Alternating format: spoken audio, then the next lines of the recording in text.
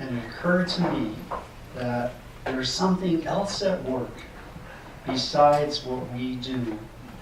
There's something more than effort that I've noticed in myself and in clients and friends. There's something else that kicks in from time to time that helps us along. And the religious word for this is grace. So I chose to keep this word, which I believe religion has preserved over the centuries, so that now it could become available to everyone. You don't have to have a faith or a belief system to notice grace at work. It's the mysterious assistance that expands on what we're doing or brings us to a whole new place in life, and we know we didn't get there on our own, or sometimes awakens a kind of wisdom in us that we know we didn't learn at school. So something comes through that's bigger than our mind or our courage, and in the archetypal perspective, this is called an assisting force. So I'll start with just a few examples, and now on the introduction. Suddenly, the perfect solution just popped into my mind. See when you say popped in? So I didn't come up with a solution. It seemed to come to me. That's the idea of grace. I don't know where I found the courage, but I finally spoke up. I can't for the life of me figure out how it happened, but everything just fell into place. I've practiced my art since childhood, but I know there are moments when I go way beyond my skill level. Mm-hmm. Finally, without even trying, I met just the right guy or woman. Sometimes we get that one wrong. I don't know what came over me, but after all these years of hanging back, I finally stepped up to the plate. So what made me step up to the plate on that day in that way? It felt like it wasn't just from this body-mind. It felt like there was something patting me along. I felt as if I were somehow guided to this decision. It was a moment of truth. The realization came to me in a dream. I was volunteering at hospice, and I found myself sometimes saying something really right on, and I know I did not think of it on my own or know it before. And finally, I just stopped wanting to retaliate. Somehow I had a change of heart, and I was able to forgive. So most of us have said one of these at least at some point. And I say here, we have all said things like this and have wondered where the special gift came from. We have found out again and again that more seems to be going on in our life than can be accounted for by our own efforts or level of knowledge. We keep noticing that something more is afoot in the world than just ourselves and what we do. Our forward move on life's path does not seem to be based solely on our accomplishments, merit, or sense of worthiness. Something seems to be helping us, an empowering force around us that yet is within us. If we look back over the episodes and milestones of our lives, we notice that often something beneficial was happening that was not the result of our choice, effort, or expectation. We were somehow guided to, or given an impetus to make a leap into something new. That special assistance, unearned, unforeseen, unplanned, often unnoticed, is a description of grace, the gift dimension of life. So what is grace? A pure gift, not based on merit or effort, just something given. So I'm calling that the gift dimension of life. Imagining that in everything that happens there is such a gift. In our Buddhist view, it would be the equivalent of saying that everything that occurs gives us an opportunity for practice. Practice of what? Of mindfulness and loving kindness. So first, it's pure gift. In fact, that word in Latin means gift. Secondly, it's from a source that's beyond our own ego. It doesn't seem to come from this body-mind, it seems to come through it. What the original source of it is, that would be up to each person. But you could think, oh, there's a higher power. You could think there's an evolutionary force in the universe that is afoot everywhere and is carrying me along with it. And when I touch in on it in these ways, I am contacting its power. So first, it's a gift. Secondly, it's from beyond our own ego. And third, it's something that's beneficial to ourselves psychologically and spiritually, one or both. So when you look at it this way, there's something very wonderful about it, and you realize that it will not be the access to the grace will not happen because we do something. That would be contrary to the very definition. The only thing we can do is simply open ourselves to it. So we're coming from this attitude of, well, let me see what the grace is in this that's happened. Or you could say, let me see what the opportunity in this is for me to evolve. What is the opportunity for me to grow? The word grace in Latin is feminine. Words have masculine or feminine gender in Latin, so this particular word is feminine, which I see as very meaningful also, because this is not a masculine style. This is not, well, what's the problem and let me fix it. Or, well, here's the solution.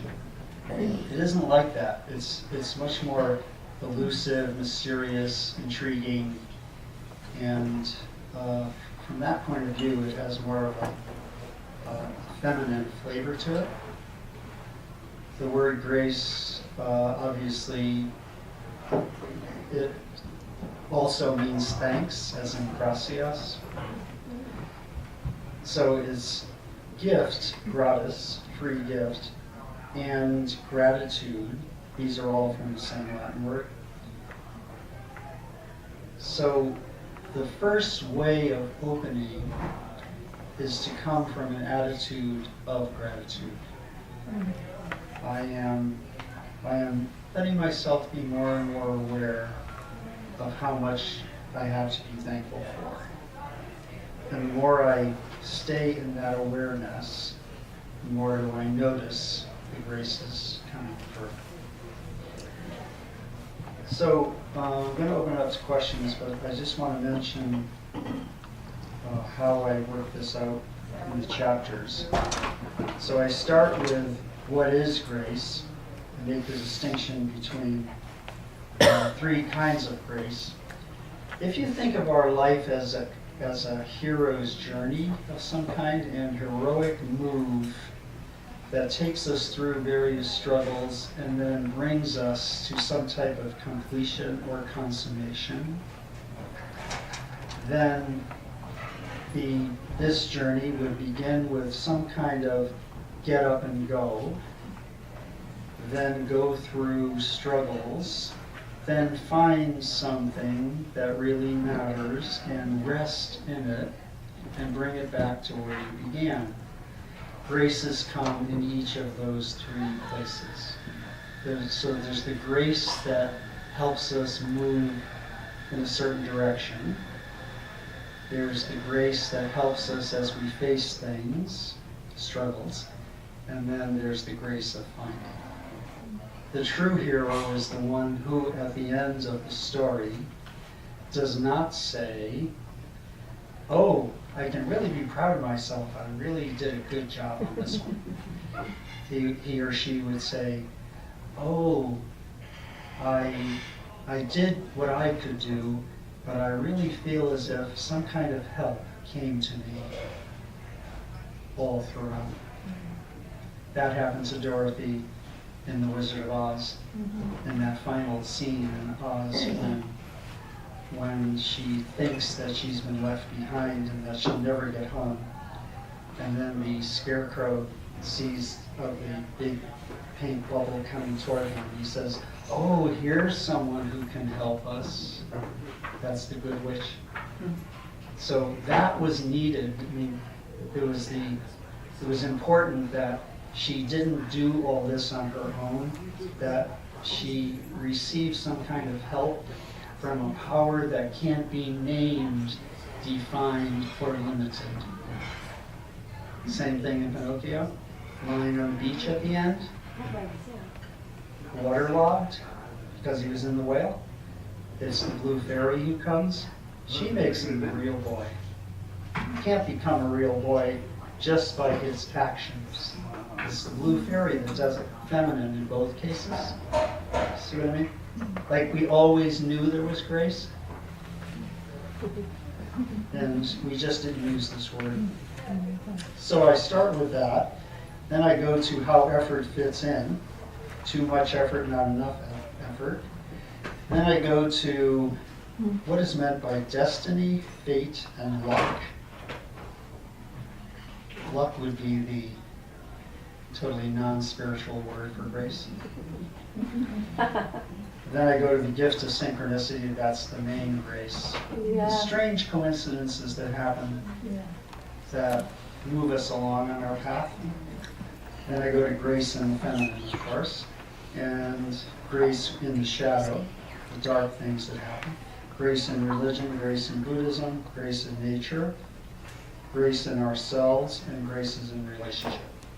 You will certainly get plenty of graces in relationship because you will be continually liberated from all your expectations. That is life. And then finally I have the spiritual practices that help us open up to grace and how we cultivate the serenity to accept the things we can't change, the courage to change the things we can, the wisdom to know the difference. So that reminds me, I'll read something from the epilogue before I wind up. Questions on this so far? Because I want to orient this to your interests or needs. Yes, way in the back. Could you talk some more about the correlation between grace and effort? I remember years ago somebody said to me, grace and effort go hand in hand. The more effort we make, the more grace we receive. But I find that often when I'm efforting, I'm getting in the way of allowing. Yes, I agree. Yeah, I wouldn't put it as the more effort I put in, the more grace I receive, because that's the exchange style. It isn't really like that. But it is to, when you receive a grace, you start to put in more effort. I want to take this grace and I want to work with it. I want to take it somewhere. Let's say you notice that you have more patience than you usually had with your children, let's say. Then, okay, this is just happening naturally. I want to help this along by starting to be conscious of how I can be more patient. So it's from grace to effort. rather than from effort to grace. Each grace invites us to put in some effort. That makes sense? Yeah. So according to this philosophy, is there such a thing as coincidence? There's simple coincidence, and then there's meaningful coincidence. The grace is in the meaningfulness. So let me use a simple example. Let's say you're staying at a hotel in another state, and you write a letter or postcard that you want to mail. So you walk out of the hotel, and right in front of the hotel is a mailbox. And you have a letter, and there's the mailbox. That is certainly a coincidence. It's a simple coincidence. It just so happens that the hotel and the mailbox are facing each other. If, when you're about to put this letter into the mailbox, another person comes along and is putting his or her letter in at the same time, and your hands touch each other, and you turn and look at each other, and you suddenly have this feeling of, oh, this is the person I've been waiting for all my life. And she felt the same way about you. That makes it a meaningful coincidence, and then it's called synchronicity. So the simple coincidence became meaningful because of what happens. Everybody see? I mean, the New Age style is, well, there's no coincidence, but we don't want to kind of overdo it on that. We want to distinguish between some ordinary coincidences and some meaningful ones. What is meaningful? That which makes an impact on you for the rest of your life. Yeah. I was wondering, what is the most important thing that you learned in writing this book? Okay, thank you. I learned a lot about how much grace it took and how much grace I received in writing in general and in teaching. It made me more humble. It's like, oh, this is a gift that's been given to me. This isn't something that I can take full credit for. I take credit for the fact that I followed up on it and I put effort in, but I can tell that even when I was writing this, I could tell that sometimes I'd be typing something and I'd say, oh, I didn't really know this. So it helped me in that way. And I love the feminine feature of this topic.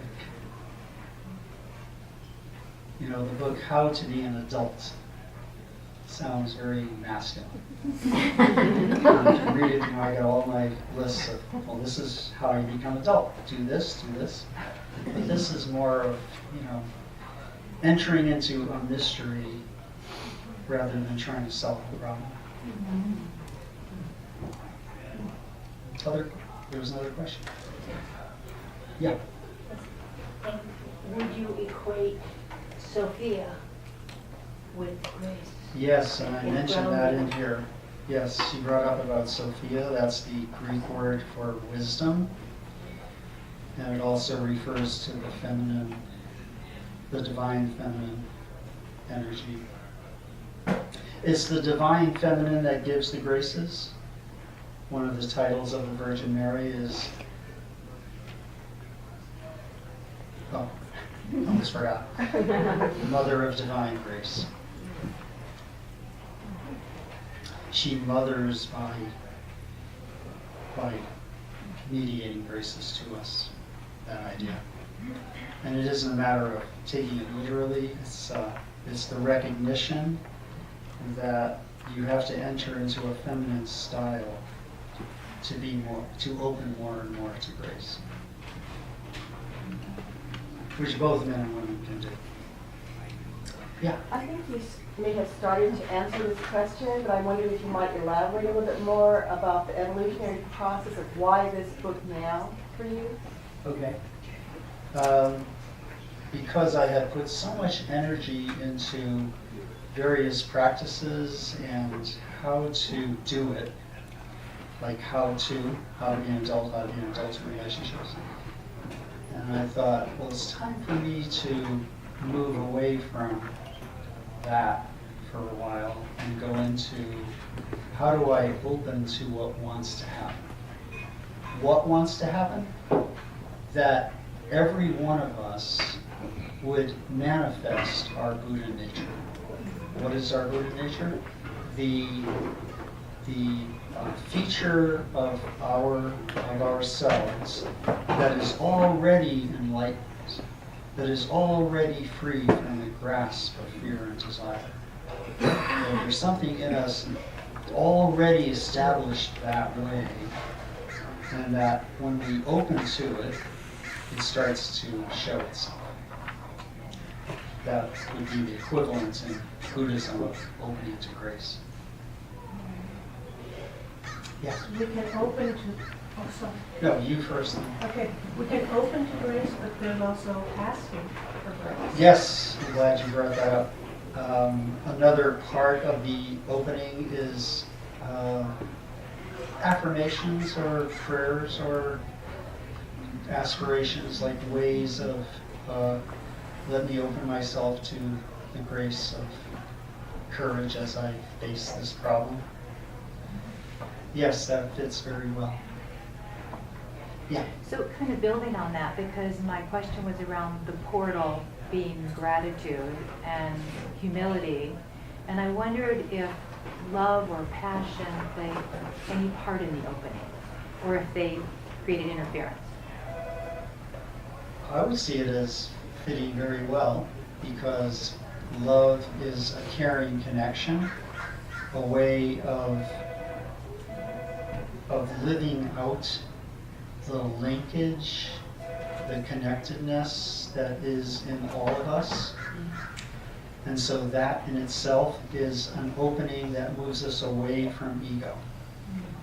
And when I talk in here about how ego can be being ego-centered can be the main obstacle to an awareness of grace.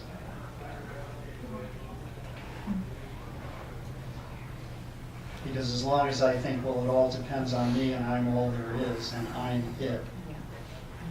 As long as you have that kind of an attitude, which is the big ego attitude, then it would be hard to even believe that there's some force that wants to help me.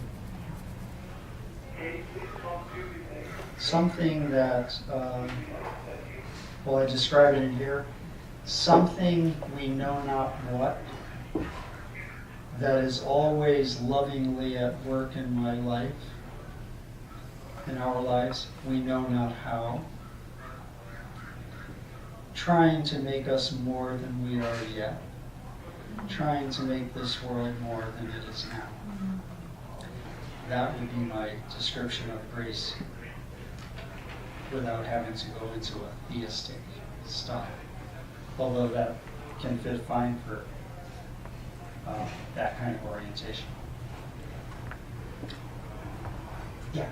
Did I hear you say there was a dark side or a shadow to this? Or was that Yes. something in the chapter? Yes. The shadow side can be that you become, shall we say, quietistic. You just say, oh, well, I'll just let grace take care of it. I don't really need to do anything. That would be like seeing it in too presumptuous a way. See what I mean? Now, grace be both manifested overtly and covertly? In different- Yes. Yes, because it's always at work. It's always accessible. Since at any moment I could wake up that means that every moment contains the possibility of access to grace. What does wake up mean? I can finally be free of this incessant obsession with myself and acknowledge that, oh, I'm part of a whole network of other beings who need me and whom I need, and how can I be present here more fully as one who is participating and cooperating in the great adventure of human life, which is to bring about a world of justice, peace, and love. So, in that sense, grace is always awaiting us.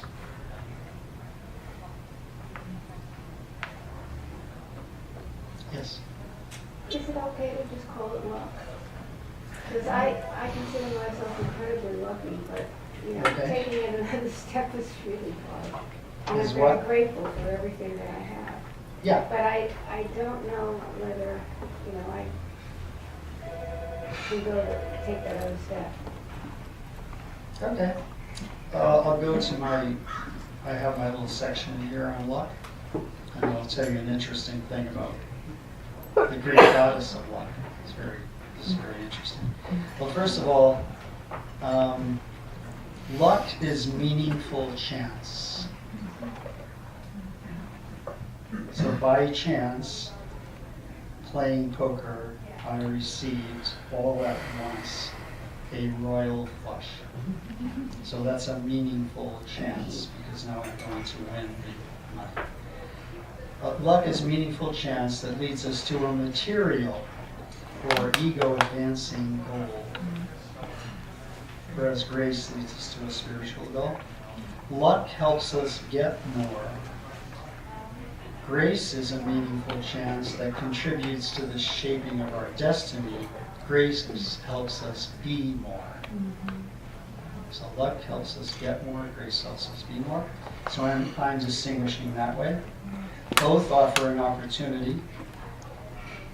We're given an opportunity with luck to use our material gain for good or ill.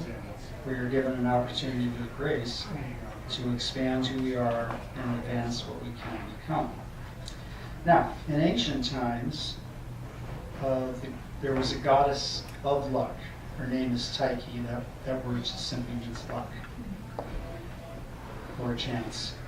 She presided over the fortune and the prosperity of the city-states of Greece, and then her equivalent in the Roman Empire is Fortuna, fortune. And she was a very well-respected goddess who had temples and so forth. Now, the interesting thing about this goddess is she was unpredictable, arbitrary, capricious in her distribution of good or bad luck. So it says it right there. It's not based on effort or merit.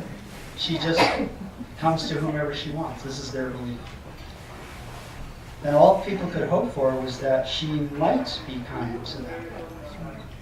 So you could you'd go to her temple and you give incense and perform sacrifice, but that does not assure you that she will come through. Because effort does not guarantee grace. But here's the interesting thing. If she did visit you,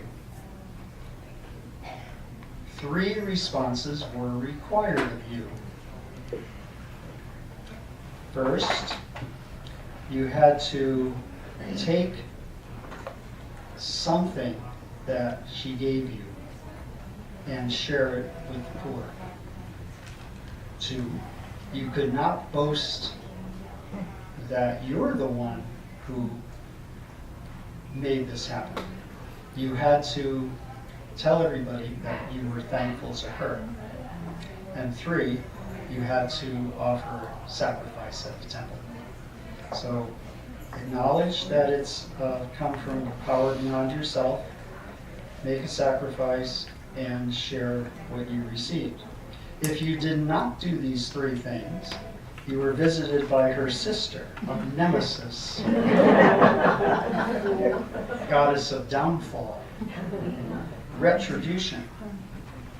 She's the one who strikes those with arrogance. She's referred to as the inescapable one. And notice how these are all feminine. So these ancient responses ingeniously point us to, how we would respond to grace in our own life. No boasting that we deserved it. Show gratitude. We no longer do it by sacrificing, but we just declare our gratitude. And finally, share what we received. I'm sharing what I received right this minute. Okay, any other final questions? Yeah. You touched on the grace in the shadows, but Yeah. you had also addressed at one point recognizing grace that comes from darkness or from Calamity. yeah, Yes. dark things that happen. Yes. Could you talk a little bit more about recognizing this as a gift of grace, as opposed to a calamity and going for Yes. reaction to it? Let me just read a quick thing from here.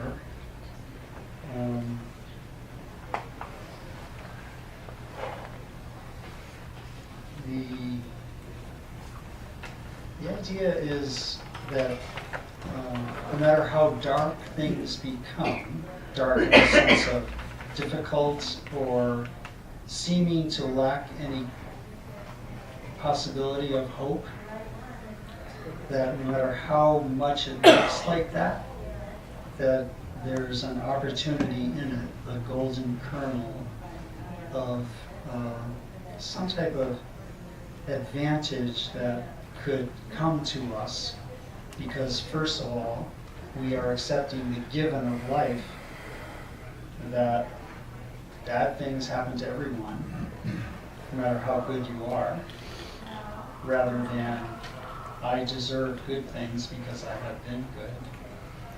And secondly, that we're here to say yes to the way it is, and the way it is sometimes difficult, disturbing, chaotic, doesn't really go anywhere. So I'm using a simple example. We lose our job and relationship, and life as we know it falls apart. So somebody loses both in the course of a few months. Our self-esteem suffers, our finances are in disarray, we feel unsupported and lonely, we see no grace in what has happened to us. Yet somehow we come through the losses and perhaps find a whole new direction in life. Only then can we look back and recognize the gift dimension in the events. For example, being fired might become the gift of spurs for our ride into working for ourselves in some creative way.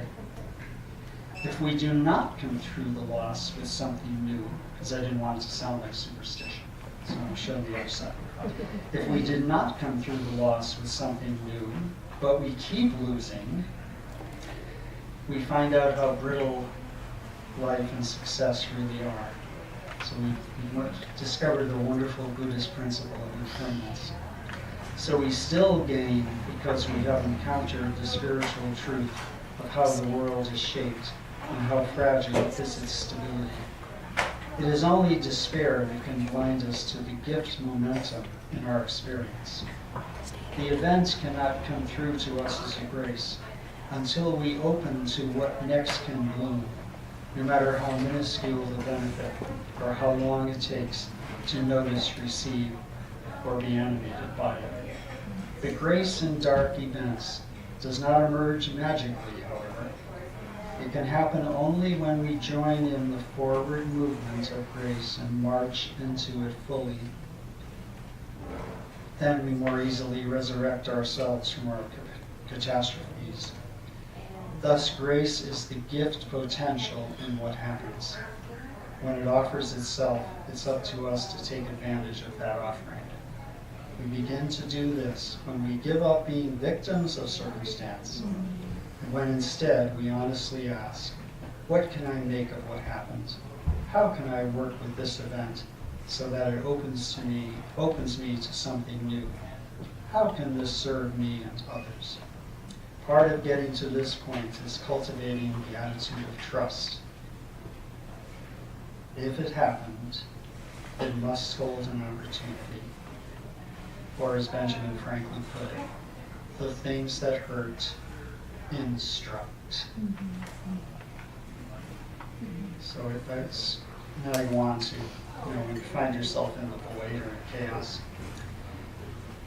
and you realize, here's a wonderful quote by Thomas Merton from his journal in 1952.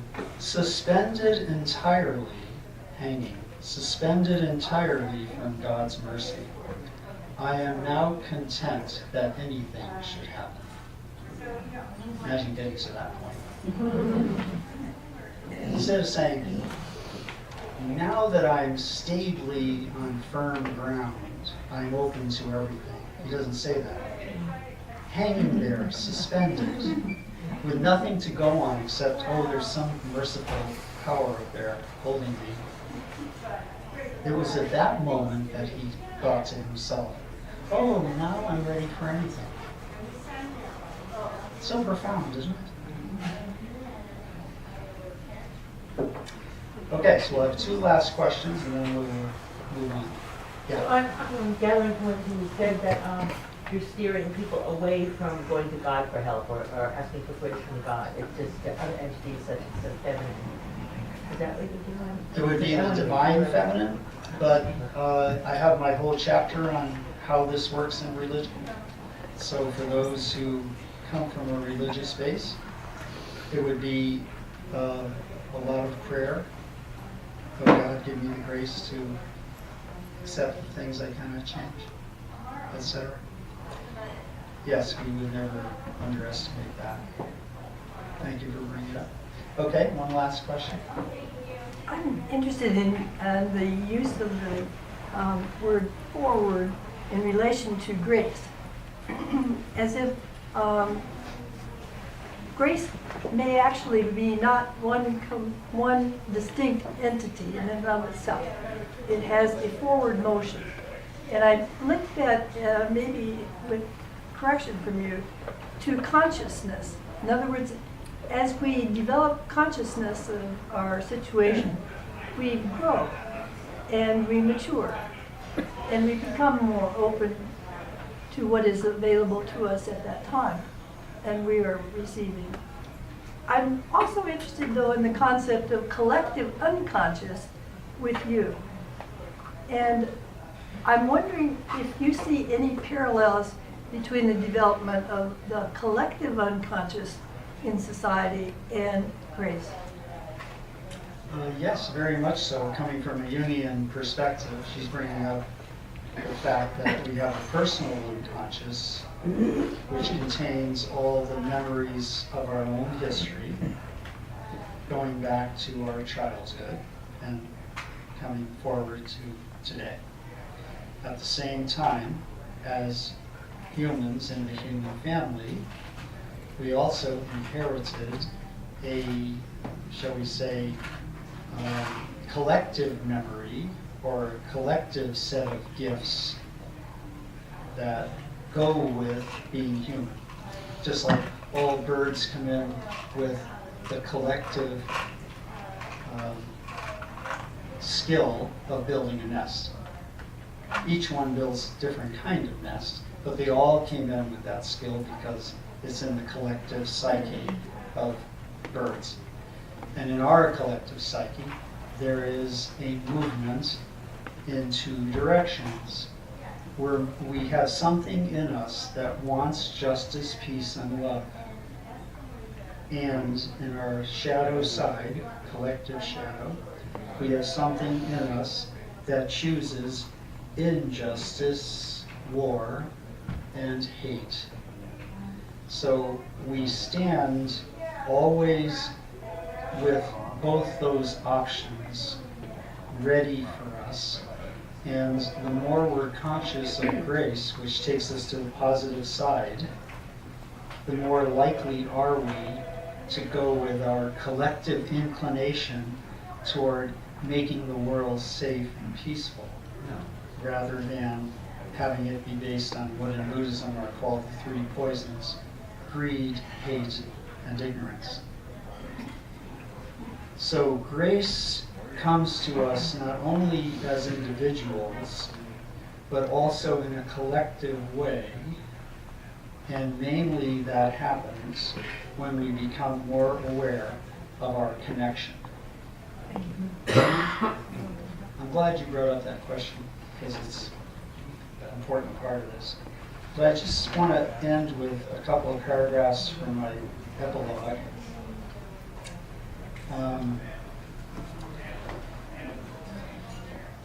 The fact that love is the goal of work and practice is what makes our joy so enduring. The 19th century British Prime Minister William Gladstone wrote, "We look forward to the time when the power of love will replace the love of power. Then will our world know the blessings of peace." The word blessings refers to the graces that come to everyone when love, our luscious grace, becomes all we do and are.